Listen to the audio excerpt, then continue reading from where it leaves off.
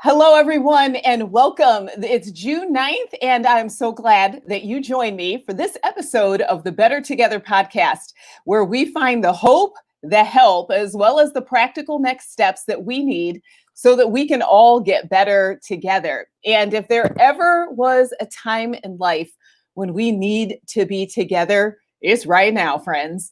And so I want to welcome you. Last week, due to everything that was going on, I appreciate your graciousness as I ran previous episodes of the Better Together Facebook Live, or I posted just some links.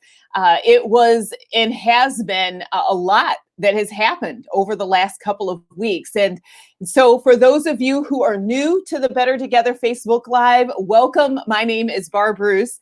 I'm a speaker and author, and this Better Together Facebook Live hosts new episodes during the month of June on Tuesdays at 7:30 p.m. Eastern, as well as Fridays at 1 p.m.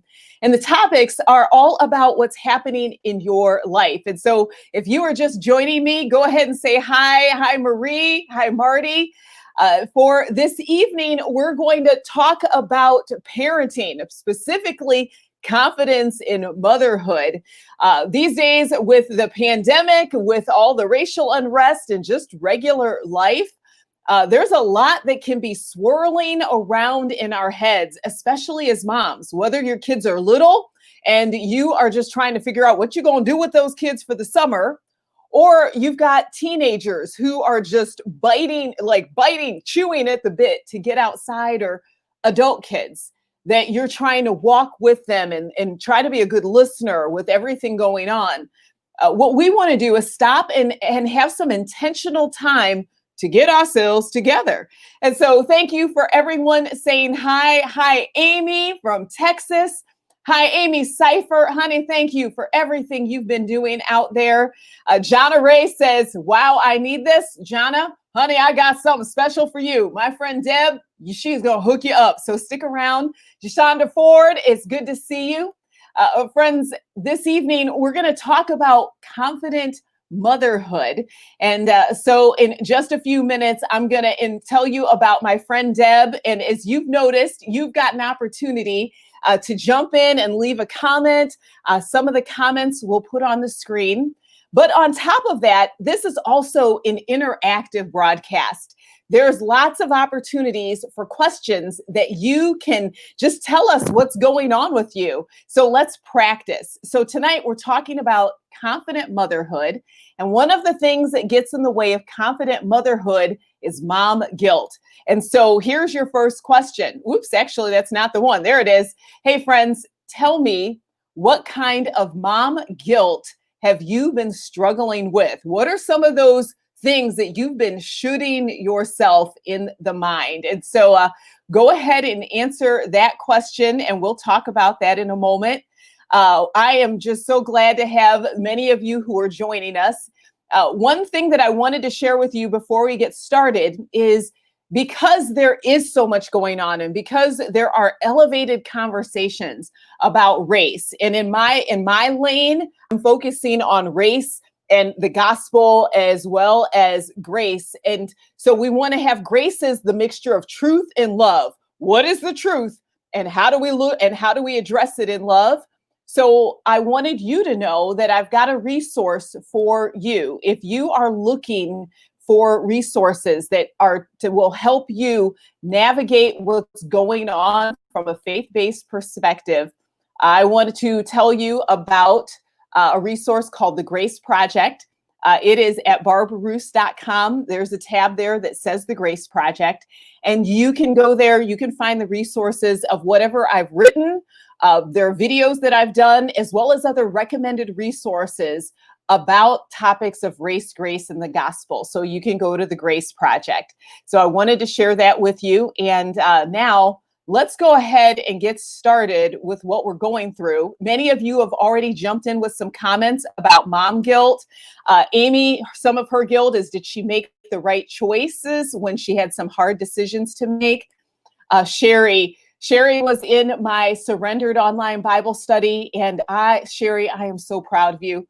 But Sherry said some of her mom guilt is her struggles with alcoholism, but she has been working hard on sobriety. Marie says that she's a grandmother of 6 and it takes a village. Absolutely. Terry says that for her, mom guilt, that she couldn't be there 100% for her kids because of a horrible divorce.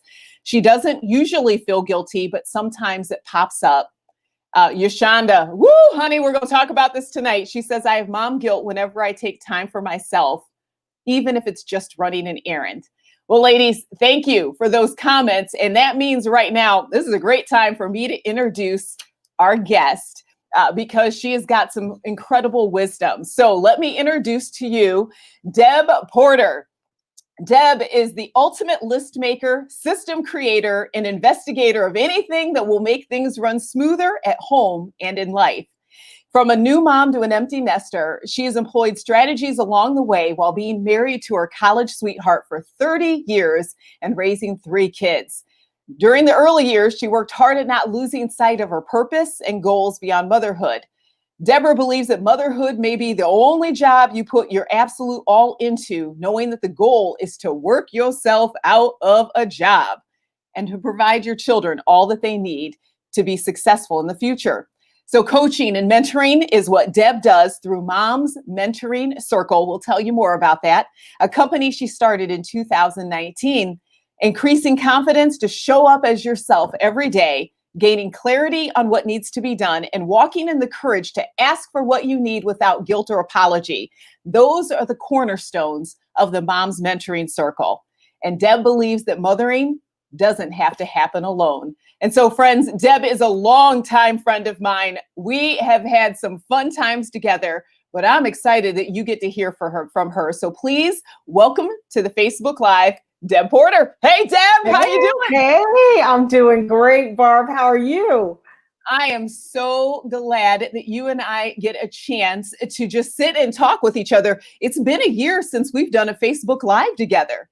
It has been. And you're just amazing. If I can just throw that in there really quickly, I'm just loving watching you and listening to you.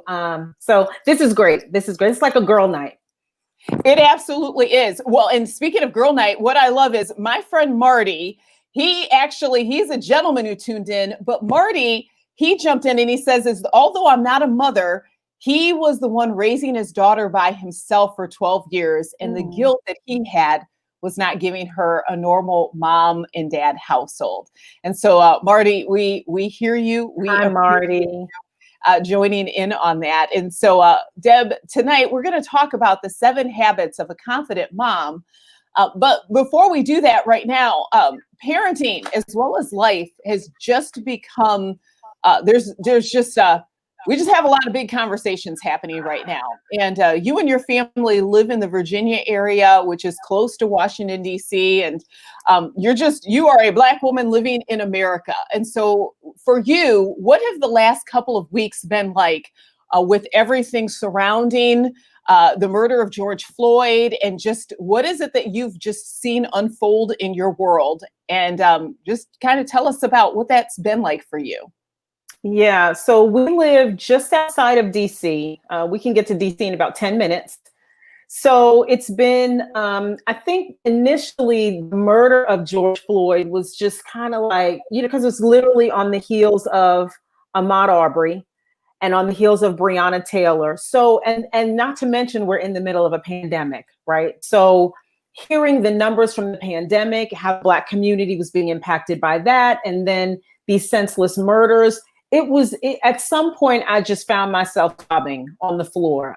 It was just more than I cared to bear emotionally.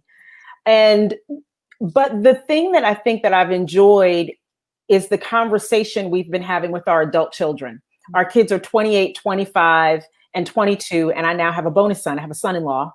And so engaging in conversation with them and kind of hearing where they are, kind of where we are, learning some from them and kind of giving them some historical references has really helped to make things not normal, but to really be able to feel like there's going to be progress this time. Something's different this time. There's something different. I think that as a parent, and your children are adults, my kids are adults. Can you hear me, Barb? I think you're frozen or I'm frozen. There you go. There we go. This time around, I think that one of the things that come home for me is that my adult kids still need my voice because they've never been through a pandemic before. Neither have I. They also, now that they're adults, the racial unrest, they're navigating it. They're now over the age of 18 where they can vote. And so it has been vital for me to be intentional about making sure that like I'm in a good space to be able to devote time to talk with them, to bring them together to talk. In your perspective, as you've had these adult conversations, what are some of the things you try to keep in mind so that you really can be present to have a good conversations with your kids? How do you manage you? Oh no, am I frozen? Ooh, Deb, can you hear me? Deb? Well, you've got to stay prayed up. You've got to. I can hear you. Good. I can hear you. Can you hear me? I can hear you. Oops. Yeah. So you got to stay prayed up. Great. Our church has been doing prayer every morning, 7:14. There's about 400 of us that go to an upper Zoom, as my pastor calls it, Pastor Mark Battison, as opposed to the upper room. And being able to enter into God's presence, to get wisdom, to listen. I often say that God's given us one mouth and two ears. That's not by coincidence. So having to listen more than I'm speaking so that I can really get instruction and his perspective on what's going on, so that then I'm able to pour into other people and help other people sort through what we're seeing right now. Wonderful. And I love that approach with just the upper Zoom and prayer. Yes, that is vital. Well, in your coaching business, which is the Moms Mentoring Circle, this also creates opportunities for you to serve others and to really be a resource. What are some of the conversations that you're now having in Moms Mentoring Circle that you go, these are just conversations we must have now? Well, I think one thing is just encouraging moms to step into the conversation. This is so overwhelming for some. I mean, some of us have been having these conversations with our kids for years. Parents of color, African-American moms and dads, this is just kind of another example, but we've been doing that for years. I think my white sisters and moms some of them are struggling with, what do I say? I don't know what to say. I don't want to say the wrong thing. I don't want to say too much. So really encouraging them and giving them some tools on how to step into that conversation. And really, I think if you step in and ask questions, depending on the age of your child, I think they will readily tell you. If you ask them, well, what have you seen about this? Or, I'm kind of looking at the news. What are they saying on Instagram or Facebook or TikTok or whatever the kids do? I don't know, it's all kinds of stuff. But you've got to step into it. And so encouraging moms to, be that confident mom, step into this conversation, because our kids need to see where we stand in this. That is so good. And also it is resonating. Amy said that she is struggling and you're hitting the nail on the head. And so I love that. Marie, she said that her 12-year-old grandson FaceTimed her needing to talk about what was going on. He was so sad and asked her what she thought about George Floyd's death. And she told him it was a bad thing and it should never happen. And so Marie, thank you for being there for your grandson and speaking up. And so for you, Deb, when you think about this idea of being a confident mother, I believe that confidence is what allows us to be able to enter into these conversations. And so let's talk about the 7 habits of a confident mom, because there's some great information there that applies to all of the situations we're facing. And some of that is dealing with mom guilt, but number 1 actually is more about collaborating with other moms, which I think could be a great that could be a great help in this season of life. That confident moms don't compare, they collaborate. So tell us more about that. Well, I think, especially with what we're dealing with now, this is really a great time to be able to join with, if you're a white mom, to join with an African-American mom that you may know, whether from your church, in your neighborhood, in your school, and really just ask her, can I please ask you some questions? I don't know if I'm going to say this right, but I really need to get some understanding. It's a great time to be able to join that way, as opposed to say, well, I don't understand. I don't understand what they're talking about. America has come a long way. Yes, we all know that, but America has a long way to go. And so being able to step into empathy as opposed to sympathy, and really try to put yourself in someone else's shoes. And it's difficult to do that if you don't have those relationships from which you can collaborate. I love that you hit the nail on the head, that this is a season. I think that there's lots of judgments that we make as moms about other moms and about how moms do things. And there are cultural differences behind how Black moms raise their kids and white moms raise their kids. And so I love a quote that you have in your 7 Habits of a Confident Mom. You said, being judgmental of another mom doesn't move the needle forward for your life or your own family. That's right. That line was powerful. And so, audience, what are some of the mom shaming things that you see that we need to stop? Go ahead and talk about that. And Deb, you talk about confident moms exercise both giving and receiving muscles. Can you explain that a little more? Absolutely. Moms have this unique way of being able to be there for everyone, meeting the need that everyone has, not even just in her household. Like the neighbor calls and needs you to pick up their kid. The school calls and they need you to, be mom room this year, or to be in charge of the spring party. Moms have this great way of saying yes to all of that, but being able to then receive and being able to step into some self-care, or allowing other people to offer to her, we almost have a knee-jerk reaction to that at times. And, we're great at saying, oh, I've got it. Oh, I can do it. Yeah. And I think what I'm trying to encourage moms to do is allow that. Be able to use both of those muscles, give and receive. Be able to allow people to step in and offer for you as well. Be able to step away when maybe it's not your season or your turn or your time to do a certain thing, but allowing yourself to exercise both of those muscles. That is so good. And I believe that there are some ladies out there that resonated with that they told, let's see, somebody said, yes, Stephanie said, mom guilt, needing me time.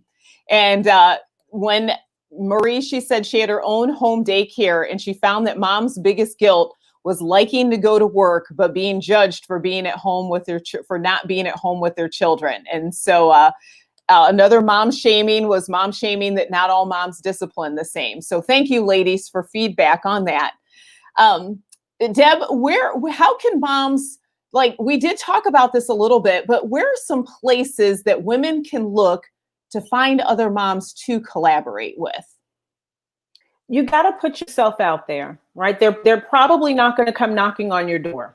So you're going to have to put yourself out there. When my kids were young, I made it a point to join other mom groups. I was a stay-at-home mom for most of their childhood, all of, both of the boys' entire childhood.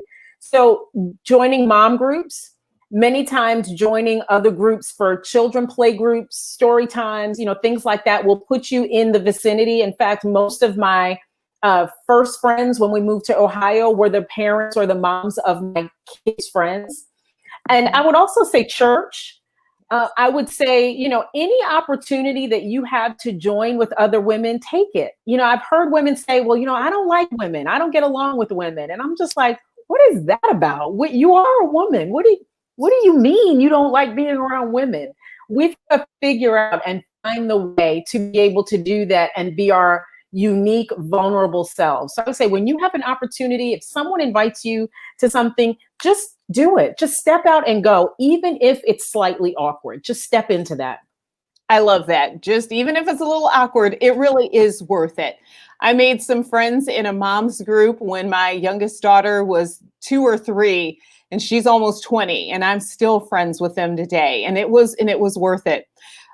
The second habit that you write about of confident moms is saying no without an explanation. And so, why do we have trouble accepting that we can say no without having to explain our no? What is behind that? And, I wish I could flip this and show you, but in my office, I have a sign that says no is a complete sentence. And I really would love for moms to adopt that, because here's the thing.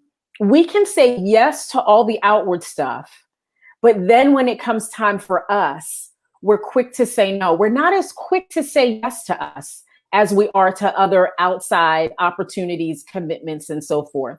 And so the idea of saying no without guilt or explanation, it frees you. And I think a lot of times when we're saying no, we feel like we have to tell them why we can't, right? So, Miss Porter, can you be in charge of the spring party this year? I'm unable to do that this year.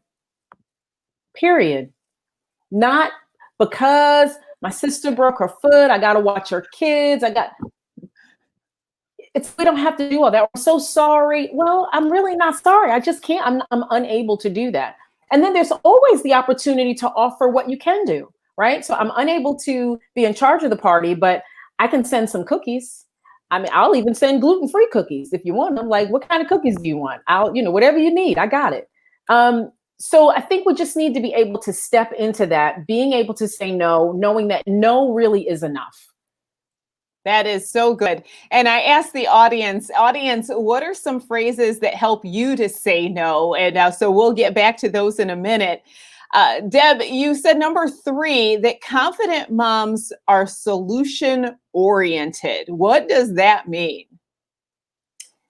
So being solution oriented, there is not a mom on the planet that would not tell you there have not been moments where she just wasn't quite sure which way to go, what to do. And I find that sometimes we almost get like the deer in headlights in those moments, or the squirrel in the road, kind of just back and forth. And really what I'm trying to nudge moms towards in this way, or have them to be able to identify in their own lives, is at some point we've got to make a decision. We've got to settle on a solution. We can always switch. We can always change it. We can always shift. The big new word right now is pivot. Corona happened and everybody's pivoting. So there's always an opportunity to change it up, to shift it, to make it better, to make it different. But you cannot get frozen with fear. And many times as parents, as moms, we parent out of fear. We're afraid they're going to drink. So, we've got some really hard rules there. We're afraid that, we've got all these fears. And I mean, I'm guilty as well as anyone. I've done it. I can look back in certain moments and I can say, yeah, right there, I was parenting in fear. And so as opposed to doing that, being able to have a solution or 2 or 3, kind of in your wheelbarrow, and then choose something, move forward in something. One of my favorite quotes, and I heard this years ago and it freed me, was sometimes you make the right decision and sometimes you have to make the decision right. And I love it.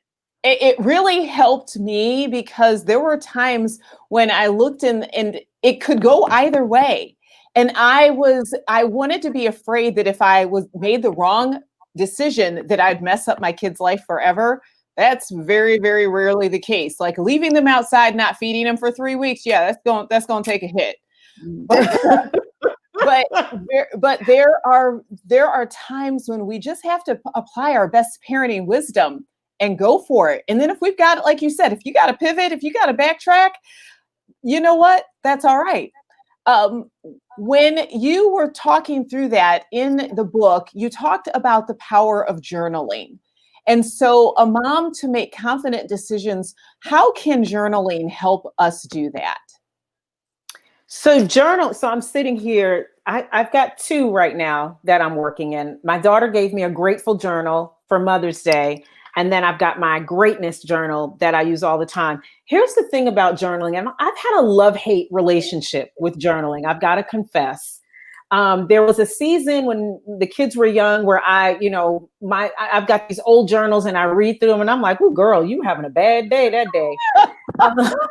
Woo, girl, you are having it rough. But what journaling does for me in this moment, especially as we've gone through these 3 months and with recent events that have happened, journaling allows me to take the feelings that are here and rising and deposit them somewhere. Yes. I'm actually putting them in a place that I can go back and review, that I can go back and thank God for his faithfulness over. And so for me, it's almost a lifting of the burden of the stuff. Because as moms, there's just a lot of emotional, mental stuff that we're carrying, that we're shouldering, some that we're meant to carry. And frankly, we're burdening ourselves with some stuff we're not even meant to carry. And so for me, journaling is my place to deposit that. That is powerful. Well, let me go back and grab some comments because there have been, ladies, you've done such a great job of jumping in and participating. And we talked about saying no. And so Crystal jumped in and she said that she's a big fan of saying no. And so Deb, the women loved when you said, "I'm not available for that." That has been a great go-to sentence. I think Pearl appreciated it. She said, "I had to learn to say no," and she's got it down to a science now. You go, Pearl. I love it. And Yashonda said it took her until she turned 40 to say no. And you know what I think everyone has that journey. Kayla said she talks about just when we do parent in fear, and we're going to talk about fear next. But for Kayla, that was an aha moment. Oh, Amy and I have known each other for a while. And so helicoptering, she's been in a couple of my Bible studies. But Marie, she says, no means no, don't ask again. Okay. All right, then. That is beautiful. Oh my gosh. So let's talk about number 4, that confident moms take action in spite of fear. You were a collaborator, a contributor to the Dear Fear book in 2019. And you tell a story about just a fear that you had to face. Can you tell us about that? Yeah, so I had this opportunity to join 9 other women to share in a book called Dear Fear. We were each asked to share an experience where fear tried to literally stop us in our tracks. And each woman had their own experience, their own story. My story was the story of meeting my father. I met my father for the first time in my life at the age of 21. And it was right around the time that I got saved. And so it was just, my world was just kind of swirling. These things were going on. And I very clearly remember the question being posed to me. I believed at the moment it was God, and I still believe it was God. What are you going to do with him? Are you going to forgive him? Or are you not going to forgive him? And I'm thinking, why should I have to do that? Like, he's not been here. What has he done to earn it? And as I grew in my relationship with the Lord, and as I grew in my knowledge of my father, I began to realize that really forgiveness was an opportunity for me to move forward. And so it was not the easiest decision. And I will say that even now, my dad and I have a unique relationship. But what I've come to realize is that had I not forgiven him, my children would not have the relationship they currently have with their grandfather. I would say they know him better than I do. And so I would say sometimes we can't see all the way down the road. We don't even know the gift of forgiveness and what lies ahead. And so if you have the opportunity to forgive, just do it. That is a word today. I just typed in what you said, that forgiveness is an opportunity to move forward. I believe that is a word for today. I did post for the audience that question of when they've parented out of fear. Terry said we can parent our kids differently. One of hers is a straightforward no. Another could handle listening to my reasoning. And so she's got to tailor her parenting to her kids. Natalie did ask a question about journaling. She says, is there a good journaling app as opposed to pen and paper? You know what, Natalie? I have not, like, I've seen some journaling apps, but like Deb, I've kept a journal since I was in elementary school. I still use old paper. Wow. Yeah. Deb, do you have a journaling app suggestion? I don't even know of a journaling app. For me, it's cathartic. The writing it out for me is part of the process. The pen and paper for me is the experience. So I don't know of any. I don't know of any journaling apps. Well, but if you do check one out, Natalie, and you find one, go ahead and throw it in the comments. This post or this Facebook Live will stay on this page. Marie says she journaled through her kids' teen years, and she doesn't know what she'd done without it. Amen, Marie. Journaling, it saved my life in many ways, having a place to put all the feelings. Deb, number 5, you said that confident moms start with the end in mind. They start with what they want and work backwards. One of the tips you give is to attach a new habit to an existing one. What does that mean?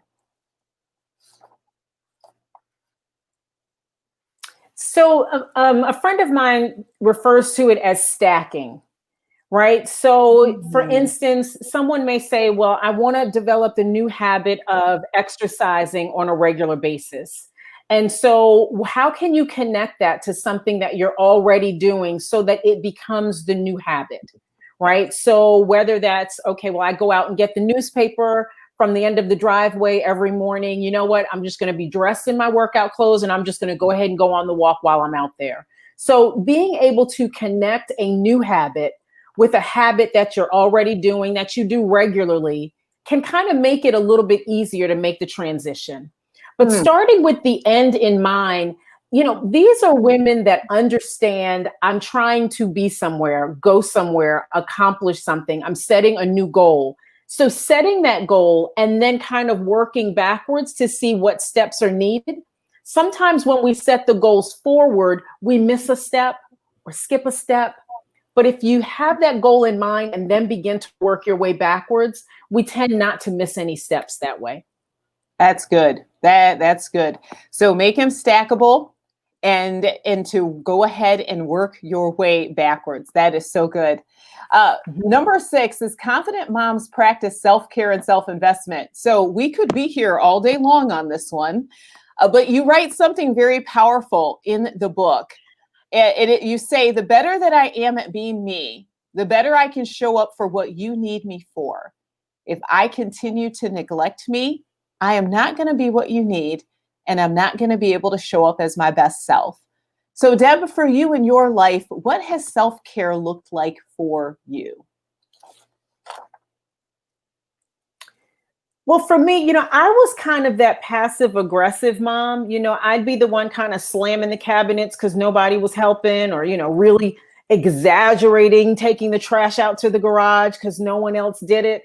So at some point I realized this is not working because they're all just sitting there watching me be super mom. Like, she's amazing. My mom can do everything.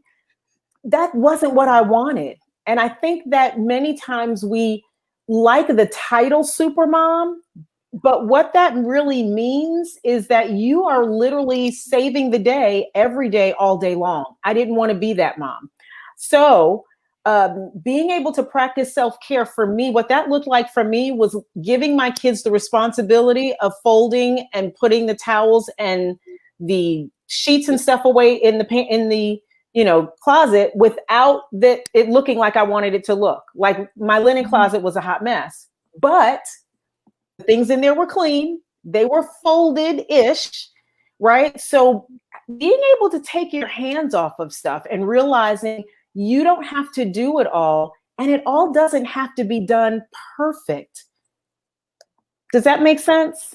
Oh, I am putting that in the chat. Self-care equals, I mean, Deb, that is so powerful right there, because a lot of times we think that self-care, which are good things, taking a walk, we think self-care is getting a massage, we think it's journaling, but self-care equals not having to do it all. I mean, honey, that is freedom for someone out there.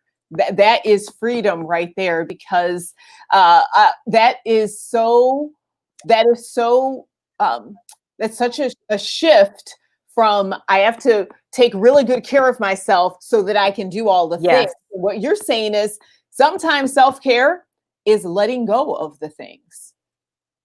So good. So good. And Hey, Marie, let me tell you, the best self-care I gave myself was getting someone to come in the house and help me with keeping the house clean.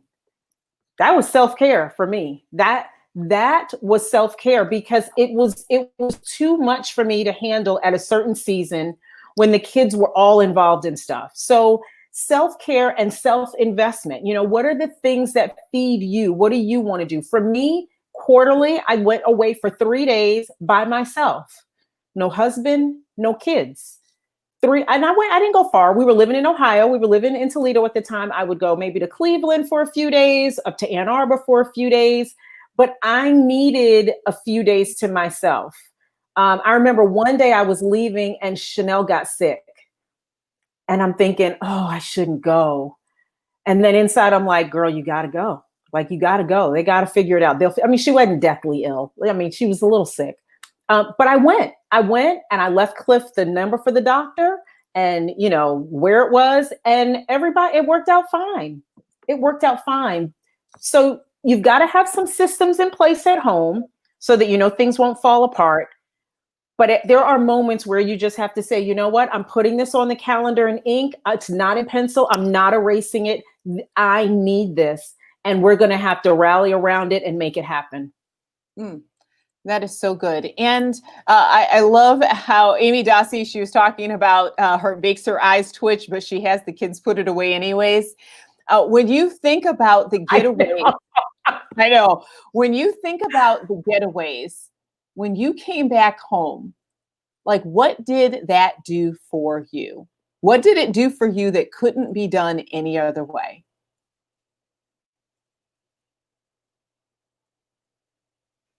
Oh, well, for one, I could hear myself think. I'm one of those people, I need to retreat to gather myself and to be fueled. Some people find that more in an activity. For me, I need to pull away. But I think the other thing that it did was it let my family know that they're going to be okay. They are fine even apart from me, because as you said at the top of this, the goal of motherhood is to work yourself out of that job. So it was important for me, for my kids to understand that she knows we'll take care of it. We've got the systems. I had all the chart. We had a system in my house. That's part of what I do in the coaching program too, is to help moms create these systems so that you literally can step away and come back home and things pretty good, because systems are in place. So you're not the one having to say, don't forget to do this. Hey, did you take care of that? You get the right systems in place, that stuff begins to happen automatically, whether you are physically in the house or not. Amen. And I remember when my kids were younger, I traveled a lot for work, and the systems had to be there because I was going to be gone. And I can see the payoff now. I mean, you know what? Things look different. Dinner looked different. Like, I could cook all the meals ahead. They didn't eat the food. They're not eating that stuff. No, they did not clean up until I was halfway home from the airport. But they kept themselves alive. So I believe that your advice has now sparked a girls' trip. So Crystal is now sparking a trip with Carrie Ann. That's just hysterical. And then Sherry and Amy, it looks like they're going out. So you now have just inspired ladies. I love it. The final habit is that confident moms release the idea of perfection. Deb, what is the idea of perfection in motherhood? Let's just breathe for a minute, okay? Because I think many times we think the goal of being a great mom is to be the perfect mom. And I really want to shift your thinking on that, because the goal of wanting to be the perfect mom is going to rob you of your peace while being a great mom. So the perfect mom doesn't exist unless you're Carol Brady, and Carol Brady Alice. So she cheated. So if I can leave you with anything tonight, it would be release the goal of perfection, because that's not really real. You can be a fantastic mom without ever being a perfect mom.